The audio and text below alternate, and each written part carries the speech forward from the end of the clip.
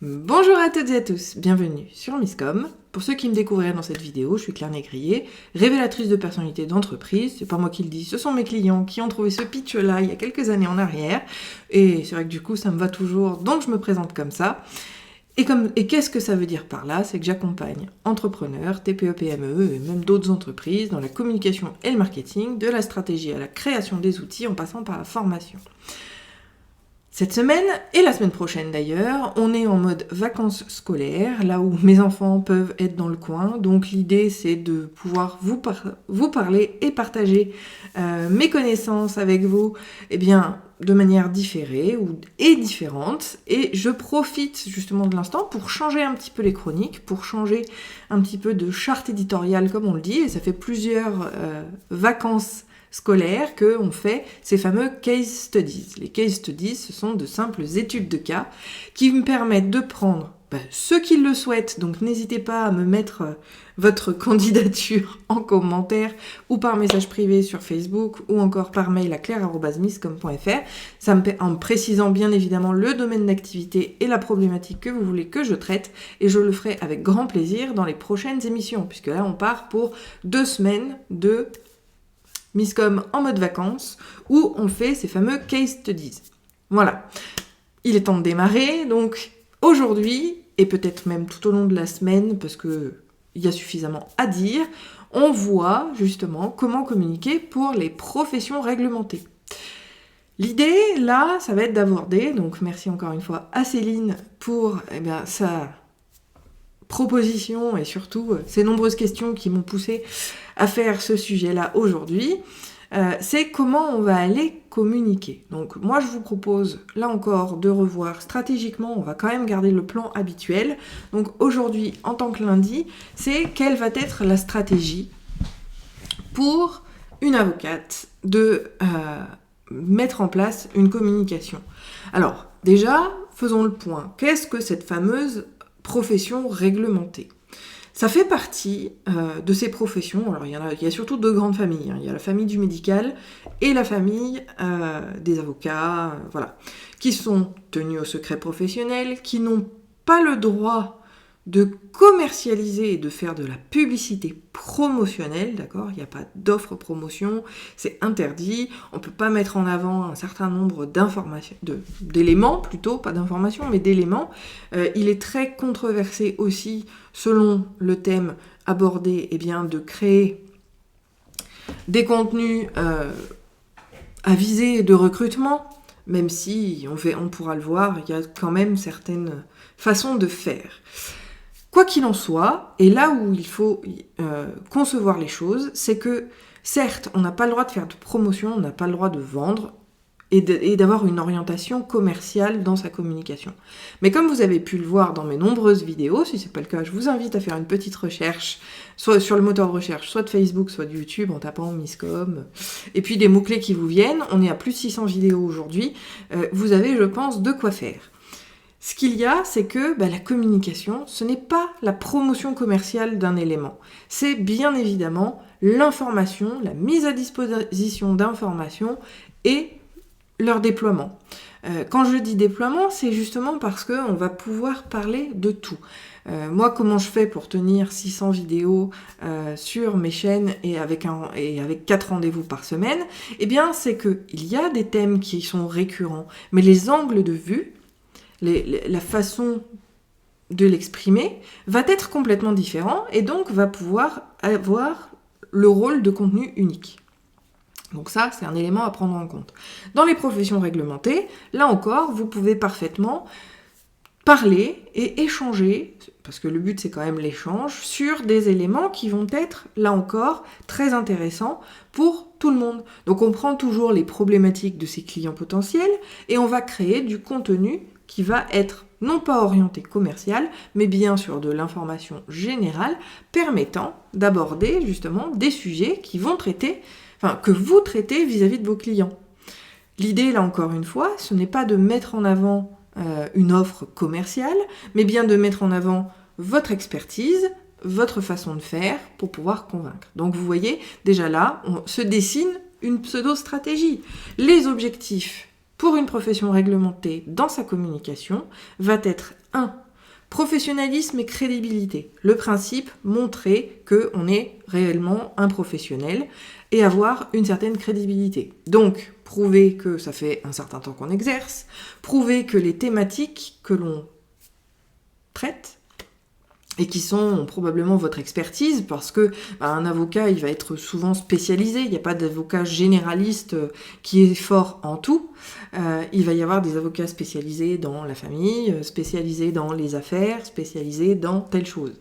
Déjà là, en termes de positionnement, il va falloir être stratégiquement bien défini pour s'assurer que chaque personne qui arrive, elle soit déjà triée. Si on n'affiche pas Céline, avocate en affaires dédiée aux entrepreneurs, par exemple, on n'aura absolument pas le bon schéma. C'est-à-dire que si quelqu'un qui veut divorcer arrive à prendre contact avec toi, Céline, on n'est pas dans le bon truc. On n'est pas du tout dans le bon positionnement. Ça veut dire qu'il y a quelque chose qui ne va pas, il y a une information qui n'y est pas. Déjà, le principe et l'objectif, c'est de pouvoir faire le tri dans les recherches. Parce qu'un avocat, tout le monde peut en avoir besoin, mais un avocat de la famille, un avocat en droit des affaires, un avocat en droit industriel, un avocat en droit de la propriété, c'est là qu'on va vraiment venir se spécialiser. Et donc l'idée, ça va être de prouver sa crédibilité. En montrant qui on est, en le présentant de manière classique pour spécifier ce que l'on traite. Donc là, c'est clairement une page à propos, par exemple, qui va dire « Je suis... » Claire Négrier, spécialiste en communication, généraliste, puisque je traite de la stratégie à l'élaboration des outils, c'est-à-dire que dans mes bagages, et je l'ai fait de cette manière-là, je suis graphiste, je suis web designer, je suis web développeur, enfin quoique non pas web développeur, je suis attachée de presse, et je suis stratège, bien sûr, également depuis 2016, formation. Mais ça, ce sont des éléments qui peuvent paraître simples et peuvent paraître tellement facile à comprendre souvent on oublie carrément de le faire et on oublie de le présenter. Alors certes sur mes vidéos ça peut paraître redondant dans mes introductions, malgré tout ça fait vraiment partie des choses parce que ça permet à quelqu'un qui regarderait ma vidéo de savoir si je vais effectivement pouvoir répondre à ce qu'elle recherche. Et c'est très important, ça permet de qualifier dès le départ son audience, ça vous fera gagner un temps fou. Et ça marche pareil pour les professions réglementées. Donc déjà, pouvoir se présenter de manière très efficace, en appelant un chat, en disant exactement ce que l'on fait, auprès de qui on le fait, de manière très explicite. Ça, c'est le premier point d'information que l'on va pouvoir donner. Et après, on va pouvoir jongler, bien évidemment, sur ces présentations, selon les supports que l'on a choisis. Le deuxième objectif auquel on va pouvoir répondre, c'est pouvoir, justement, développer sa notoriété et son expertise. La deuxième façon de le faire, c'est de créer du contenu, quel qu'il soit. Ça peut être du podcast, ça peut être des articles, ça peut être des vidéos. On n'est pas obligé de se focaliser sur un seul d'ailleurs. Vous pouvez faire comme moi, des articles de blog et des vidéos qui vont permettre de nourrir tout cela.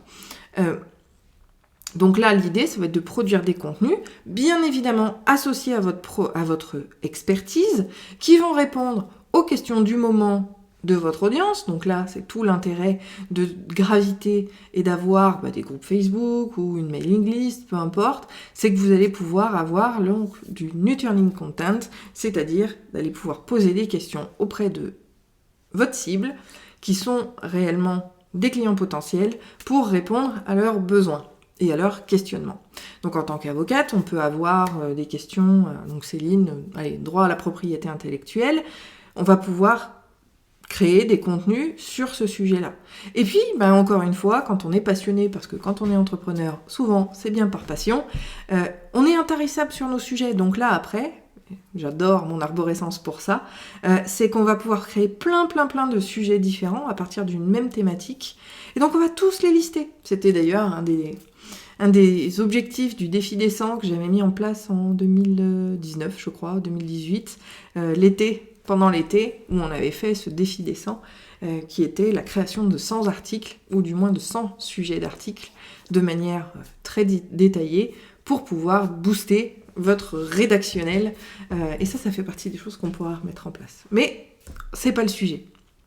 L'idée là, ça va être justement de communiquer sur les différents supports pour que les gens puissent, nous trouver, 2, savoir exactement de quoi on traite, 3, donc autre objectif qui lui est affectif, pouvoir travailler sur l'engagement des gens et pour pouvoir les convaincre, d'accord ? Le fait de convaincre les gens, c'est un objectif affectif en termes de communication, pour s'assurer qu'on est, encore une fois, on va pouvoir travailler sur une audience qualifiée.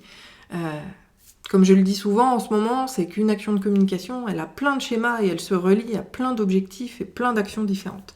Donc là, encore une fois, on a une qualité de ciblage qui va être forcément influencée par ce type de contenu.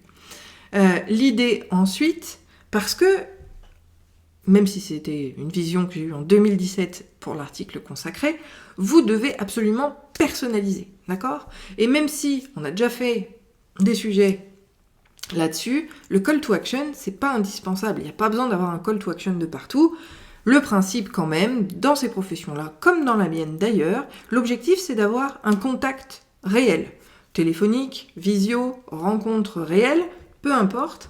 Le principe, ça va être de pousser les gens à prendre contact avec nous pour pouvoir, aller sur la suite. Soit répondre de manière plus précise à leurs interrogations, faire de la prise de rendez-vous, et puis en faire des clients, parce que malgré tout, in fine, ça reste quand même le point final de toute communication.